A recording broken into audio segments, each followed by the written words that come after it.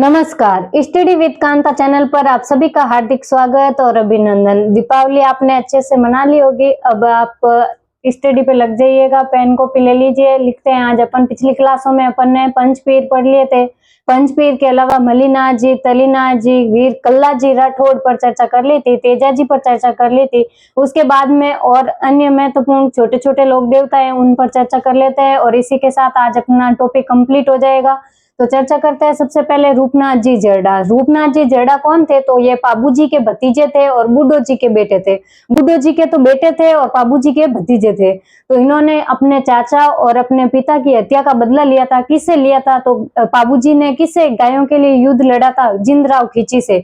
जिंदराव खींची से जो जायल के जागीरदार थे, जायल के जागीरदार जिंदराव खींची को मार करके इन्होंने अपने पिता जो कि बुड्ढो जी थे और अपने चाचा जो कि पाबू जी थे इनकी हत्या करके उनका हत्या का बदला लिया था। किसने? रूपनाथ जी जरडा, जिन्हें हिमाचल प्रदेश में बालकनाथ के रूप में पूजा जाता है, पूछा जाता है, इंपोर्टेंट है, याद रखिएगा। रूपनाथ जी जरडा जो पाबू जी के भतीजे थे और बुड्ढो जी के पुत्र थे और ये जायल के जागीरदार जिंदराव खींची की हत्या करके अपने चाचा और पिताजी की हत्या का बदला लिया था और हिमाचल प्रदेश में इनको क्या कहा जाता है? बालकनाथ जी। ठीक है। उसके बाद में पनराज जी। पनराज जी ये गो रक्षक लोक देवता के रूप में जाने जाते हैं। इसके अलावा इनका प्रमुख मंदिर पूछ ले तो नगा गांव जैसलमेर में और नगा जिसे अपन पनरासर भी कहते हैं, पनरासर जैसलमेर में किसका? पनराज जी का प्रमुख मंदिर भी वही है, इनका प्रमुख स्थान वहीं पे है, याद रखिएगा।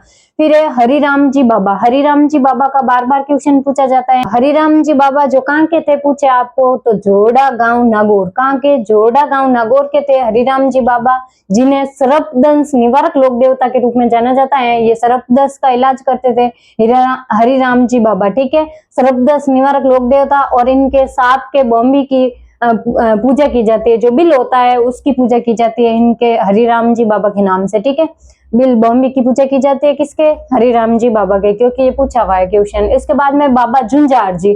झुंझार जी पूछे कहाँ के? तो अपने पूछ ले आपको झुंझार जी इमली खट्टी होती है, ऐसे याद रख लिएगा। इमलोहा सिकर में है तो इमली खट्टी होती है, इमली खट्टी होती है तो अपने दांतों में झुंझार उत्पन्न होती है, झंझार उत्पन्न होती है, ऐसे झुंझार जी कहाँ पे? इमलोहा, इमली, इमलोहा ऐसे याद रख लीजिएगा। और स्तंभों के रूप में इनकी पूजा की जाती है। इमलोहा सिकर में है। और मेला कब भरता है पूछे आपको? तो मेला भरता है रामनवमी को। और रामनवमी कब मनाई जाती है? तो चैत्र शुक्ल नवमी को का रामनवमी मनाई जाती है। ठीक है। तो मंदिर इमलोहा सिकर, मेला रामनवमी को और स्तंभों के रूप में इनकी पूजा की जाती है। ये थे बाबा झुंझार जी। फिर वीर फत्ता जी। वीर फत्ता जी गो रक्षक लोक देवता के रूप में जाने जाते हैं और ये कहाँ के थे पूछ ले आपको? तो सांथू गांव जालोर में इनका प्रमुख भव्य मंदिर बना हुआ है। कहाँ पे? तो सांथू गांव जालोर में। क्वेश्चन पूछा हुआ है कि सांथू गांव जालोर के लोक देवता कौन से प्रसिद्ध है? तो वीर फत्ता जी है जो गो रक्षक लोक देवता के रूप में प्रसिद्ध हुए थे। ठीक है। उसके बाद में वीर फत्ता जी के बारे में ये भी है कि है ना वो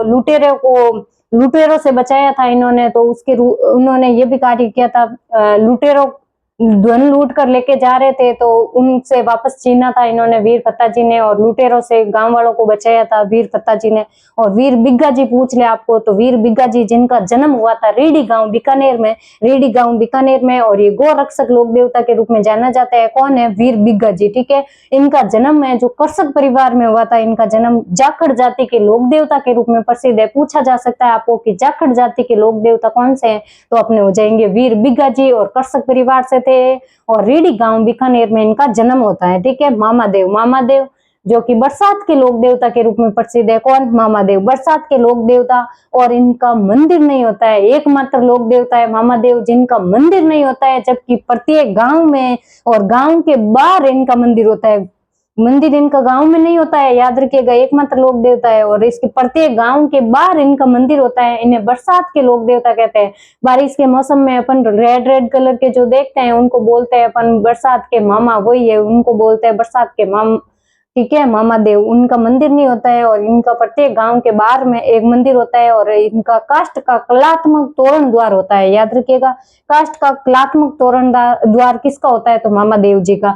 और इनको प्रसन्न करने के लिए, मामादेव जी को प्रसन्न करने के लिए भैंसे की बलि दी जाती है। ऐसे कौन से लोक देवता है जिन्हें प्रसन्न करने हेतु भैंसे की बलि दी जाती है? तो वो है अपने मामादेव जिनका मंदिर नहीं होता है, कलात्मक तोरण द्वार होता है लकड़ी का। मामादेव के घोड़े बनाए जाते हैं मिट्टी के, कहाँ पे पूछ ले आपको कि मामादेव के घोड़े हरजी गांव जालोर में बनाए जाते हैं मिट्टी के घोड़े। तो प्रसिद्ध है अपने हरजी गांव जालोर, जहाँ मामादेव के मिट्टी के घोड़े बनाए जाते हैं।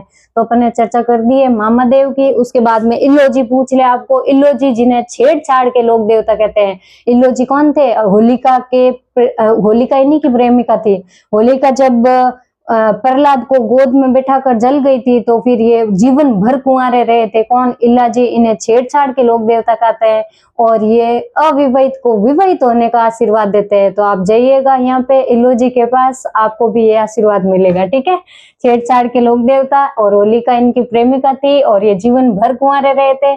और आपको पूछ ले इल्लोजी की सवारी कहाँ पे है? तो बाड़मेर में। जबकि इल्लोजी की बारात पूछ ले कहाँ पे? तो जालोर में। इल्लोजी की सवारी तो बाड़मेर, बारात पूछ ले तो जालोर। यहाँ पे मातम रूप धारण करके यहाँ पे ये सवारी निकाली जाती है और इसके अलावा इनकी बारात निकलती है। ठीक है, और ये अविवाहित को विवाहित होने का आशीर्वाद देते हैं। तो आप इनके जाइएगा सवारी में भी और बारात में भी, आपको भी ये आशीर्वाद मिल जाएगा। ठीक है, भूरिया बाबा।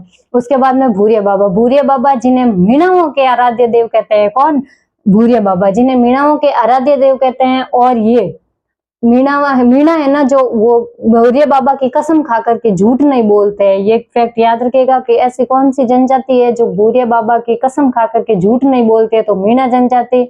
और ऐसे भी पूछ सकते हैं कि भूरिया बाबा कौन से जो लोक देवता है जिनकी कसम खा करके मीणा झूठ नहीं बोलते हैं, मीणा समाज झूठ नहीं बोलता है? तो भूरिया बाबा हो जाएंगे। ठीक है, और भूरिया बाबा का मंदिर पूछ ले आपको कहाँ पे है? तो नाना रेलवे स्टेशन पाली के पास में है। किन का मंदिर? भूरिया बाबा का। ठीक है, और यहाँ पे मेला लगता है 13-14 अप्रैल से शुरू हो जाता है और 13-14 अप्रैल को यहाँ पे मेला लगता है। भूरिया बाबा जो कि मीणाओं के मीणाओं के आराध्य देव है। उसके बाद में देव बाबा। देव बाबा जिन्हें ग्वालों के आराध्य देव कहते हैं। कौन? देव बाबा। ग्वालों के या फिर गुर्जरों के आराध्य देव के रूप में प्रसिद्ध है अपने देव बाबा। इनका मंदिर पूछ ले आपको कहाँ पे है? तो नंगला जाज भरतपुर में इनका प्रमुख भव्य मंदिर है। किसका? देव बाबा का। ठीक है, और जैत मलोद जी राठौड़ पूछ ले, जिन्हें अपन कहते हैं आलम जी। कौन है? जैत मलोद जी, जिनका नाम क्या है? आलम जी भी इनको कहते हैं। पूछा हुआ है कि आलम जी नाम से कौन से लोक देवता प्रसिद्ध है? तो जैत मलोद जी राठौड़। ठीक है, इनका जन्म पूछ ले आपको कब हुआ था, कहाँ हुआ था? तो राठदरा दोरा। कहाँ पे? राठदरा दोरा, जो कहाँ पे है? बाड़मेर, जिसे अपन आलम जी का दोरा भी कहते हैं क्योंकि इनका नाम आलम जी है। तो आलम जी का दोरा नाम से प्रसिद्ध है बाड़मेर में राठदरा दोरा। ठीक है, जिसे घोड़ों का स्वर्ग कहते हैं। किसको? आलम जी के दोरे को घोड़ों का स्वर्ग कहते हैं। इसके अलावा आपको पूछ ले भूमिया जी। भूमिया जी जो कि ग्राम देवता के रूप में प्रसिद्ध है, जिन्हें क्षेत्रपाल के रूप में, ग्राम देवता खेतला जी के रूप में नाम से भी जाना जाता है। कौन है? तो भूमिया जी। और इन्हें भूमि रक्षक लोक देवता, क्षेत्रपाल, इसके अलावा ग्राम देवता के रूप में जाना जाता है। और नाहरगढ़ दुर्ग का नाम है, जो जयपुर में नाहरगढ़ दुर्ग है, उसका नाम नार सिंह भूमिया के नाम पे पड़ा था। तो ऐसे याद रखिएगा, भूमिया जी जो ग्राम देवता, खेतला जी, क्षेत्रपाल के रूप में भी जाने जाते हैं। और केसरिया कुंवर जी। केसरिया कुंवर जी की चर्चा अपन ने गोगा जी पढ़े थे उस टाइम भी की थी कि गोगा जी के पुत्र थे। कौन? केसरिया कुंवर जी। और इनके मंदिर में जो सफेद रंग की ध्वजा चढ़ाई जाती है, किनके मंदिर में? तो केसरिया कुंवर जी के मंदिर में। अपन ने चर्चा कर ली है काफी लोक देवताओं की। इसके बाद में आगे चर्चा करते हैं जवाहर जी डूंगर जी, और उसके अलावा अपने बच्चे देवनारायण जी।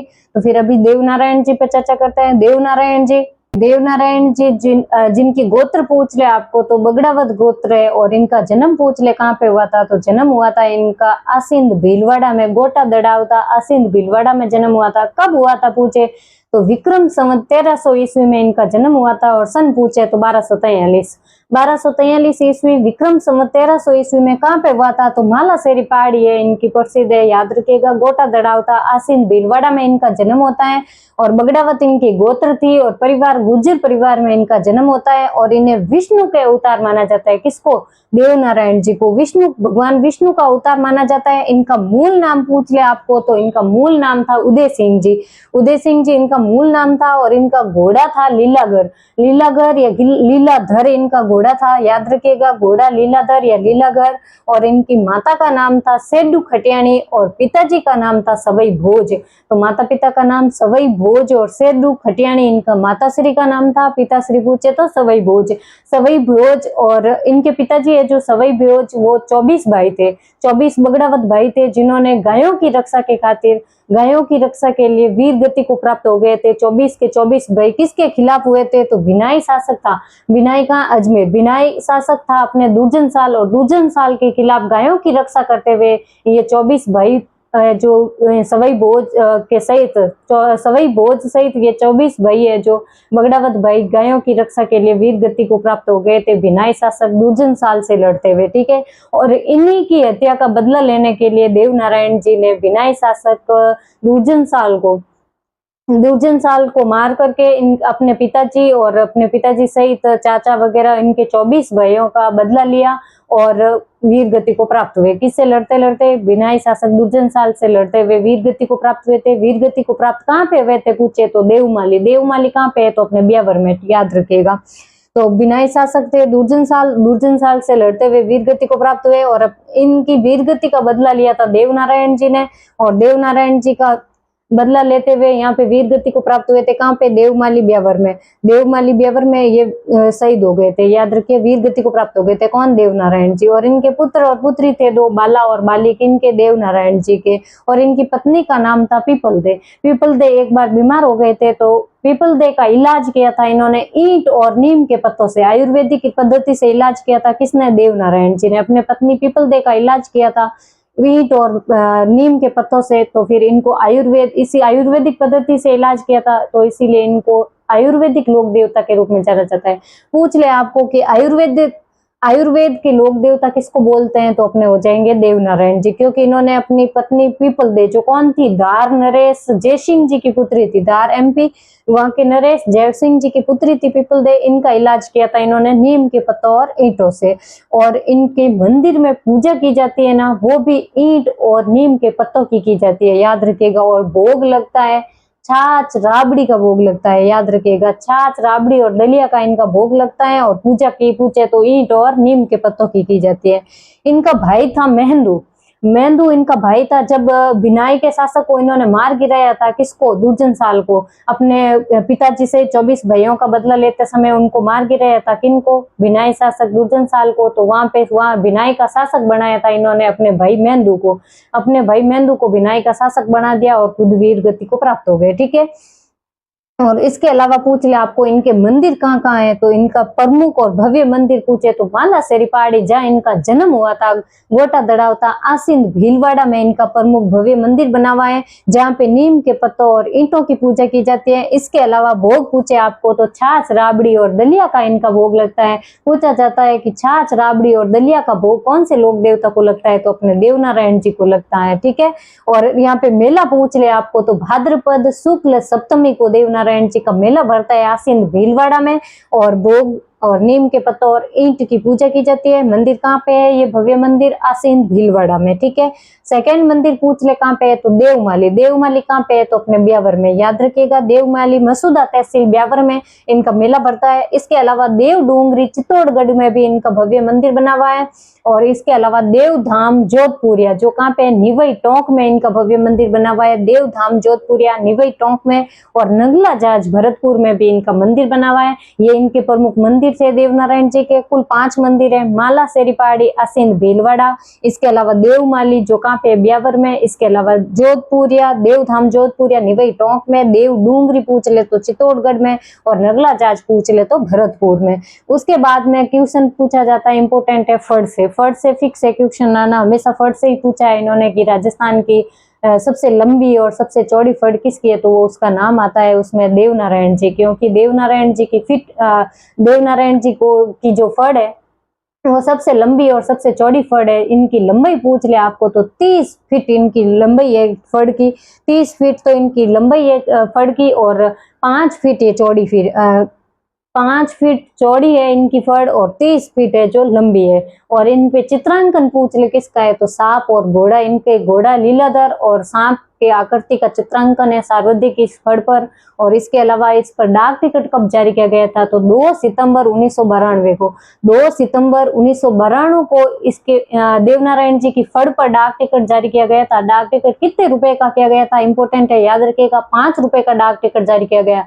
जबकि आपको पूछ ले कि देवनारायण जी खुद पर, लोक देवता देवनारायण जी पर डाक टिकट कब जारी किया गया था, तो 2011 में, सन 2011 में देवनारायण जी पर डाक टिकट जारी किया गया। जबकि देवनारायण जी की फड़ पर पूछ ले आपको कब जारी किया गया था डाक टिकट, तो 2 सितंबर 1992 को इनके डाक टिकट जारी किया गया था। किस पर, फड़ पर, ठीक है।